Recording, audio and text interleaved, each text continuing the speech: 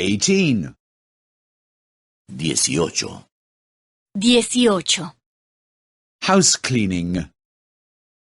Limpieza doméstica. Limpieza doméstica. Today is Saturday. Hoy es sábado. Hoy es sábado. We have time today. Hoy tenemos tiempo. Hoy tenemos tiempo. We are cleaning the apartment today. Hoy limpiamos el apartamento. Hoy limpiamos el apartamento. I'm cleaning the bathroom. Yo limpio el baño. Yo limpio el baño.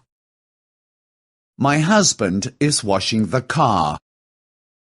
Mi esposo lava el coche. Mi esposo lava el coche. Mi esposo lava el carro. The children are cleaning the bicycles. Los niños limpian las bicicletas. Los niños limpian las bicicletas. Grandma is watering the flowers. La abuela riega las flores. La abuela riega las flores. The children are cleaning up the children's room. Los niños ordenan el cuarto de los niños. Los niños ordenan el cuarto de los niños. My husband is tidying up his desk. Mi esposo ordena su escritorio. Mi esposo ordena su escritorio. I am putting the laundry in the washing machine. Yo pongo la ropa en la lavadora. Yo pongo la ropa en la lavadora. I am hanging up the laundry. Yo tiendo la ropa. Yo tiendo la ropa. I'm ironing the clothes. Yo plancho la ropa.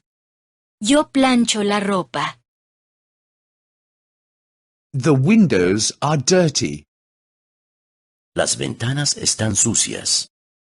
Las ventanas están sucias. The floor is dirty. El suelo está sucio. El suelo está sucio. El piso está sucio. The dishes are dirty. La vajilla está sucia. La vajilla está sucia. Who washes the windows? ¿Quién limpia las ventanas? ¿Quién limpia las ventanas? Who does the vacuuming? ¿Quién pasa la aspiradora? ¿Quién pasa la aspiradora? Who does the dishes? ¿Quién lava la vajilla? ¿Quién lava la vajilla?